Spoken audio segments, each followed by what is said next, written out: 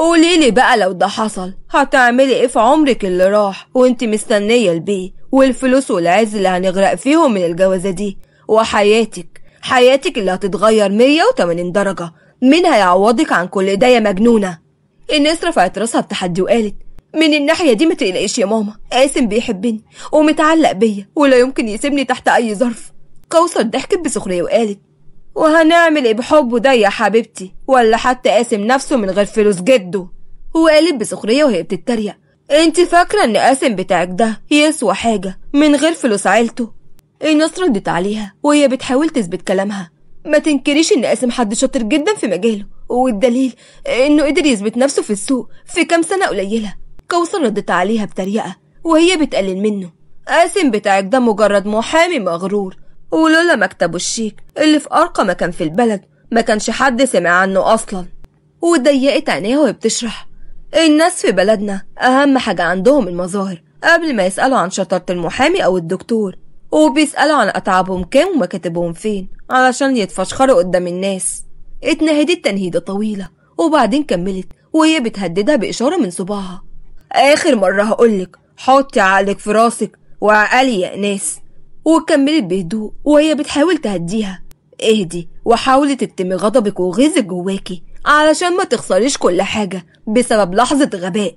ايناس اتنهدت بضيق وقالت خلاص يا ماما فهمت، اتفضلي بقى سيبيني لوحدي. كوثر هزت راسها وخرجت من الأوضة وراحت قعدت جنب جوزها اللي زي قلته. أما ايناس فكانت قاعدة تحسبها من الأول علشان تتماشى مع اللي حصل.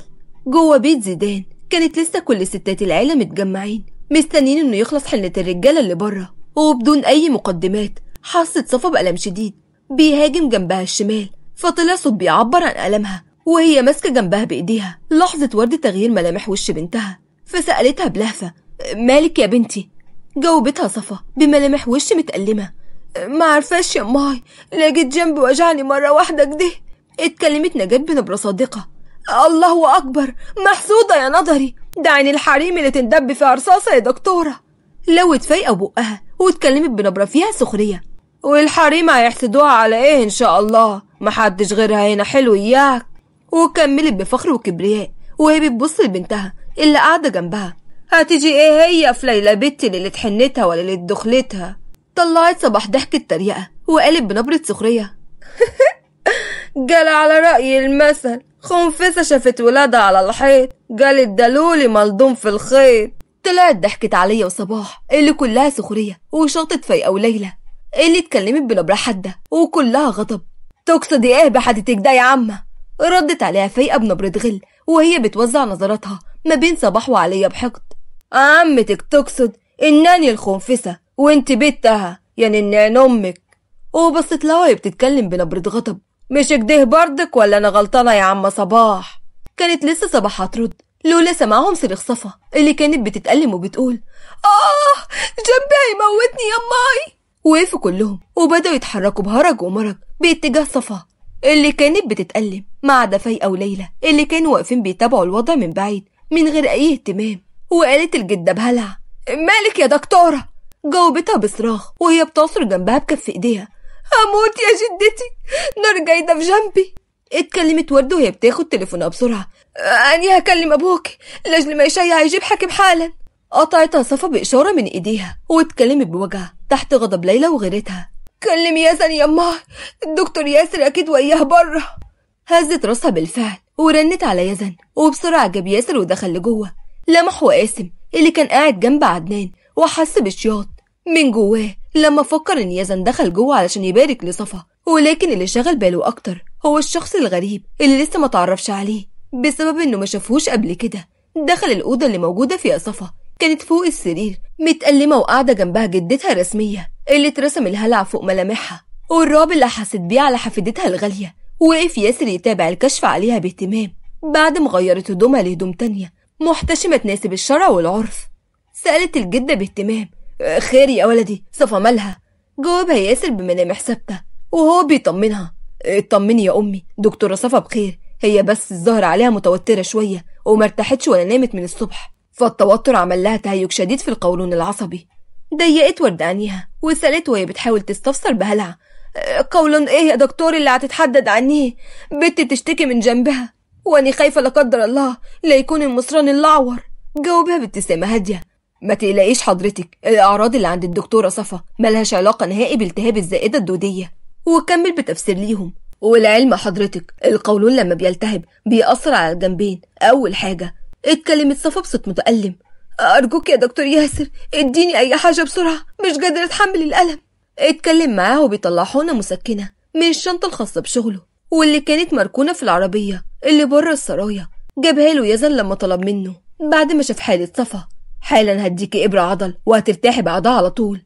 قطع اقتحم قاسم الأوضة واللي اتكلم بنبرة سخط بعد ما سمع جملته الأخيرة وقال بلهجة قاهرية: طب ينفع يا دكتور تغامر بإيدك وهي كل راس مالك يا دكتور؟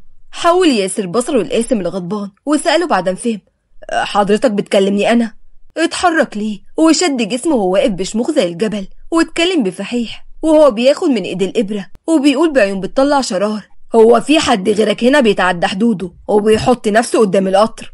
وبعدين بص لصفا اللي كانت مرعوبة وانكمشت في نفسها أول ما دخل قاسم المتهور وقال بغيظ ما بين أسنانه بطريقة صارمة وهو بيشاور للإبرة اللي في إيده: هريحك أنا ما تخافيش. ضم ياسر حواجبه واتكلم باستغراب وهو بيبص للإبرة: ايه اللي انت عملته ده يا أستاذ؟ وكمل هو بيفرد كف إيده ليه بلهجة حادة: اديني الحقنة من فضلك علشان أحقن بيها المريضة. قرب منه أكتر ووقف قدامه بشكل مباشر وملامح وشه بتدل على غضب شديد. وبعدين نطق بتهديد: انت شكلك مصر على فقدانك لأهم طرف في جسمك بالرغم ان حذرتك وده مش علشانك. هز راسه بالنفي وكمل: خالص، انا كل اللي عامل حسابهم هم المرضى المساكين اللي محتاجين ايدك الحلوة دي علشان تكشف عليهم وتزيل عنهم الأوجاع. وكمل بنبرة حادة كانت موجودة على وشه: دلوقتي اطلع بره من غير مطرود.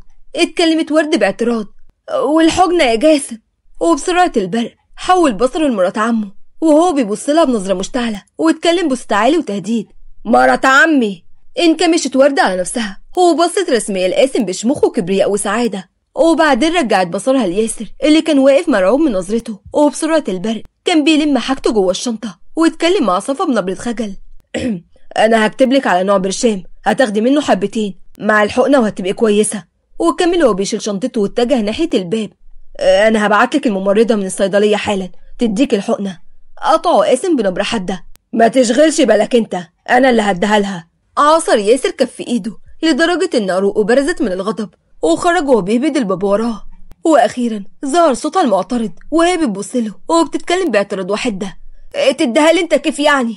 حول بصره ليها وبص لها بنظرة مشتعلة واتكلم بنبرة جديدة بلهجته الصعيدية: دلوك بس طلع لك صوته بتعترضي وكان في لسانك من شوي وانت سامعه البيه وشايفاه بيجهز لك الحقنة وعاوز يديها لك. سكت وهو غضبان وبعدين كمل كلامه بنبرة تهديدية: على العموم مش وقته وبعدين الحساب يجمع يا دكتورة. واتكلم بأمره وبيمسك الإبرة: اتعد لي علشان اديك الحقنة. سألت الجدة باهتمام: هو انت بتعرف تدي حقن يا جاسم؟ جاوبها بهدوء: ايوه يا جدة، وانا في الكلية اخدت دورة اسعافات اولية وتعلمت ادي ابر واعمل تنفس صناعي كمان. اتكلمت صفا برفض واعترضت وهي بتصرخ متألمة: طلعي بره يا ماي واندهيلي عفاف الممرضة تديني الحقنة بسرعة هموت. جاوبها وبيجز على اسنانه: عفاف انت الخسرانة.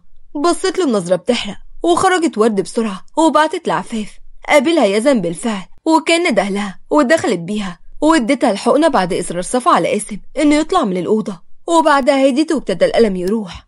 اما بره الأوضة وقف قاسم يبص لوش يزن بملامح وش مخنوقة ومليانة غضب واتكلم بحدة: انت كيف تتجرأ وتجيب الدكتور وتدخله على مرتي من غير ما تديني خبر؟ جاوبه بسخرية: كنت عاوزني اروح اخد الاذن اياك واسيبها تصرخ من الوجع. انكمشت ملامح وشه بالغضب واتكلم بنبرة حادة: انا قلت لك من شوي وبعدها لك تاني لاجل العشرة والقرابة اللي بيناتنا، ابعد عن مرتي واتجي شر يا يزن، والا قسما برب العزة ما هم الحساب لأي حاجة بعد كده وهتشوف مني وش ما كنتش احبك تشوفه واصل. اتحركت ليهم ليلى ووقفت وسطهم وسألت وهي بتبص بحدة: في ايه يا جاسم؟ واقف انت ويزن واقفين لبعض كده ليه كيف الديوك؟ جاوبها قاسم وهو بيبص جوه عن يزن بحدة: مفيش حاجة يا ليلى، كنت بقول ليزن يخلي بالي من نفسه، اصله غالي عليا قوي وحياته تهمني. ورماه بنظرات حادة واتحرك ناحية الباب وخبط عليه بعد ما خرجت الممرضة، ودخل لجوه وقفل الباب وراه واتكلم مع جدته ورد وعماته وكل الموجودين حوالين صفا. بعد إذن الجميع عاوز صفا في كلمتين على انفراد. ارتجفت صفا وانتفض جسمها برعب من شكل وهيئته الغضبانة. بص الموجودين لبعضهم وبعدين اتكلمت الجدة بعد ما طمنته على صفا. وماله يا ولدي، مراتك ومن حقك تقعد وياها لحالك وتطمن عليها. وبعدين وجهت كلامها للكل بأمر وهي بتتحرك من فوق السرير. يلا بينا منك ليها. وبالفعل خرج الكل واتحرك قاسم بغضب ليها ومال بجسمه وبيقرب منها واتكلم بحدة.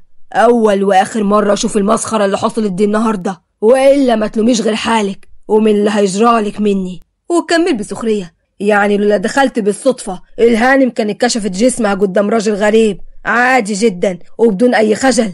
وكمل كلامه وهو بيرمي عليها تهم بعيون بتطلع شرار من شدة غيرته المجنونة. للدرجة دي جسمك رخيص عليكي وما عندكيش حياء واصل؟ وسعت عينيها بذهول بملامح مصدومة تحت أثر كلامه ليها، وفي لحظة اتحولت لنظرات عدوانية وولع جواها غضب من التهمة اللي بيتهمها بيها. واتكلمت بنبرة حادة. على أي أساس بنت حكمة إني كنت هسمح له يديني الحجنة؟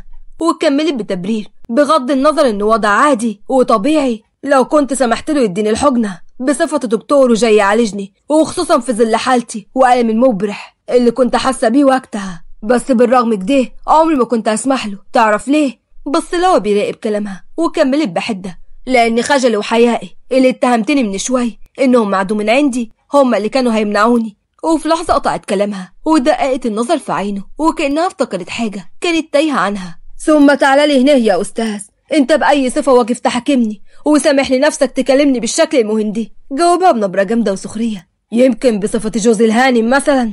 ولعت عينيها واتكلمت بنبرة حادة وهي بتفتكر اتفاقهم. على الورق جوزي، على الورق يا متري ما تنساش، يعني مش حقك تقف تتأمر وتحاسبني كده. وبصت بعينيها الناحية التانية وهي بتتكلم بحدة وصرامة. ودلوك يا ريت تسيبني في حالي وتطلع بره، لاني تعبانة واخدة حقنة مسكنة والمفروض اني انام واريح لاجل ما تجيب مفعول زين. اتنرفز اكتر ومال وشه ناحيتها وصوته كان زي السم وهو بيقول.